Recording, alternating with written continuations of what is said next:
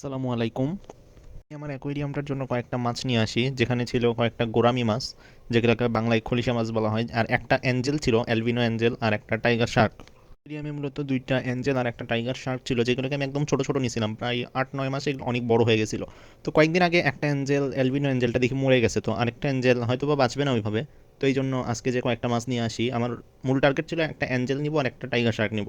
নিতে নিতে এই গোরামি মাছগুলো ভালো লাগার পরে আমি দুইটা হলুদ কালার আর দুইটা নীল কালার গোরামি মাছ নিয়ে নিই।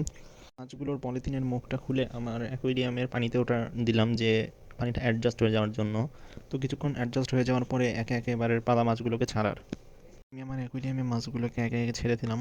যেহেতু তারা নতুন, তাদেরকে এখানে একটু খাপ হয়তো সময় লাগবে, কিন্তু ব্যাপার না, তারা আস্তে আস্তে অভ্যস্ত হয়ে যাবে এদের সাথে থেকে। এগুলো ছাড়ার পরে অ্যাকোয়ারিয়ামের লুকটা ঠিক এরকম লাগতেছিল। আমার অ্যাকোয়ারিয়ামের পানিটা কয়েকদিনের মধ্যেই চেঞ্জ করে দিব, যেহেতু আমাদের পানিতে প্রচুর আয়রন।